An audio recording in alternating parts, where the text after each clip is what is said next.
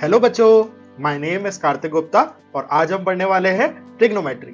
Trigonometry की last class में हमने ये समझा था कि अलग अलग स्पेसिफिक ट्रिग्नोमेट्रिक रेशोज यानी 0 डिग्री, 30 डिग्री, 45, 60 और 90 डिग्री इन एंगल्स के लिए हम साइन, कॉस, टेन, कॉट, सेक, कोसेक यानी कि सारे ट्रिग्नोमेट्रिक रेशियोज की वैल्यू को किस तरीके से याद रख सकते हैं। अगर अभी तक आपने उस वीडियो को नहीं देखा है तो आप ऊपर लगे आई बटन पर क्लिक करके उस वीडियो को अभी व्यू कर सकते हो और इस चैनल को लाइक, फॉलो और सब्सक्राइब करना बिल्कुल नहीं भूलना।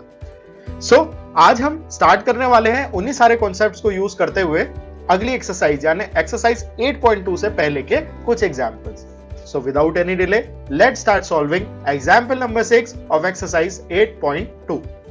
तो एग्जांपल नंबर 6 में we are given in a triangle right angled at B, AB is equal to 5 centimetre, यानी कि ये जो ABC राइट ट्राइंगल है जो कि राइट एंगल्ड है B पे, उसके अंदर ये जो AB साइड है वो तो है 5 सेंटीमीटर।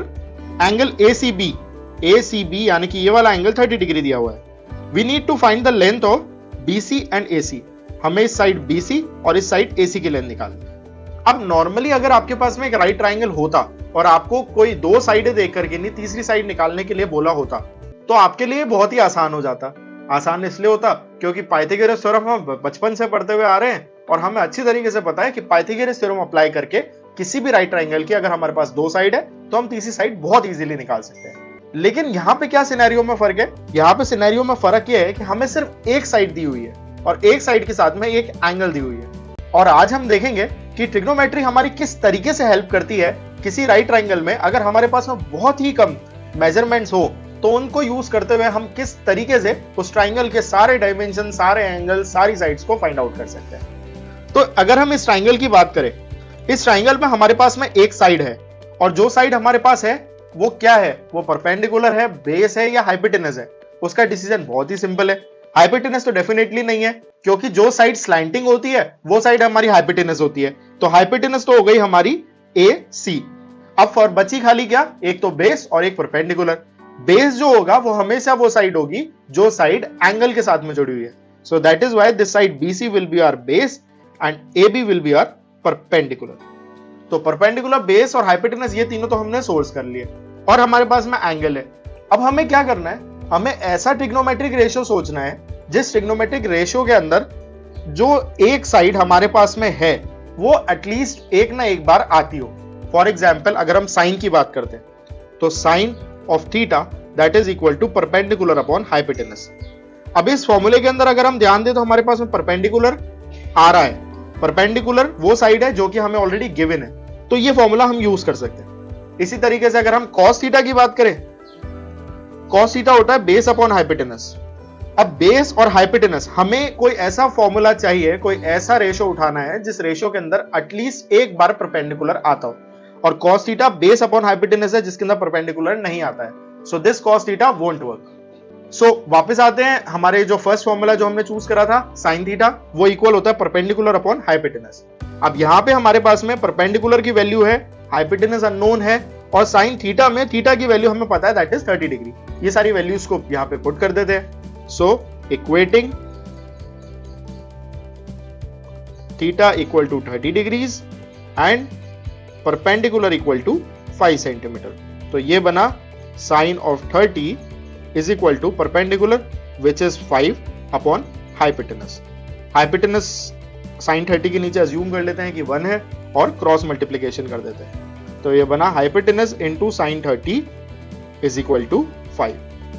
अब लास्ट क्लासेस में हमने कुछ एंगल्स के लिए पर्टिकुलर इन सारे रेशियोज की वैल्यू को कैलकुलेट करा था। तो हमें वहां से ये ध्यान है कि sin 30 जो होता है दैट इज इक्वल टू 1/2। इस वैल्यू को हम sin 30 की जगह पे यहाँ पे इस फॉर्मूला में पुट कर देंगे। So hypotenuse into half is equal to 5। So hypotenuse निकल के आया 5 इंटू ये 2 यहाँ पे डिवीजन में लेफ्ट हैंड साइड पे, राइट हैंड साइड में जाएगा तो मल्टीप्लाई हो जाएगा। So that will become 5 into 2 which is 10 centimetre. तो यहां से हमारे पास में हाइपोटेनस में निकल के आ गया 10 centimetre. So now we have this side AC। अब फाइनली बात आती है साइड BC की। साइड BC कैलकुलेट करने के लिए अगर हम ध्यान दें इस ट्राइंगल के अंदर तो हमारे पास हाइपोटेनस की वैल्यू भी है और परपेंडिकुलर की वैल्यू भी है। तो दो तरीके होते हैं। एक तरीका तो है कि हम पाइथागोरस थ्योरम अप्लाई कर सकते हैं जिसमें हम हाइपोटेनस पुट कर देंगे और परपेंडिकुलर पुट कर देंगे और बेस निकल के आ जाएगा। या दूसरा तरीका, हम वापस से वही ट्रिग्नोमेट्री में जो हमने फर्स्ट कॉन्सेप्ट लगाया है वही सेम कॉन्सेप्ट लगा सकते हैं। हम कोई ऐसा एक रेशियो चूज करेंगे जिस रेशियो के अंदर बेस एटलीस्ट आता हो, क्योंकि बेस की वैल्यू हमें पता नहीं है, बाकी परपेंडिकुलर और हाइपोटेनस हमें पता है, तो हमें कोई सा भी ऐसा रेशियो चूज कर लेना है जिसमें बेस भी आता हो और बेस के साथ में हाइपोटेनस या परपेंडिकुलर में से कोई भी एक चीज आती हो। फॉर एग्जाम्पल, जैसा कि अभी हमने बात करी थी, the ratio is cos theta. cos theta equal होता है बेस अपॉन हाइपोटेनस के। यहां पे अगर हम थीटा की वैल्यू 30 डिग्री और हाइपोटेनस की वैल्यू 10 सेंटीमीटर रख देंगे, जो कि हमने जस्ट अभी ऊपर निकाली है, so we will get cos 30 degree is equal to base upon 10। वापस वही डिवाइड बाय 1 कर दिया इसको और क्रॉस मल्टीप्लिकेशन कर दिया, so this will become 10 cos 30 is equal to base. cos 30 की वैल्यू उस लुकअप टेबल में अगर हम देखेंगे तो that will come out to be √3/2। ये वैल्यू हम यहां पे पुट कर देते हैं, so this becomes 10 into √3/2 is equal to base. 2 से 10 5 टाइम्स में कट हो गया, so base is equal to 5√3। तो इस तरीके से हमने बेस भी कैलकुलेट कर लिया और हाइपोटेनस भी कैलकुलेट कर लिया। So this is how you can solve example number 6। Next class में हम इसी एक्सरसाइज से पहले का एग्जाम्पल नंबर 7 और एग्जाम्पल नंबर 8 इन दोनों को कवर करेंगे। अगर आपको एग्जाम्पल नंबर 6 में कोई भी डाउट होता है, as usual you can post it in the comment section and we'll answer it out. And don't forget to like and share our video and subscribe our channel. Thank you.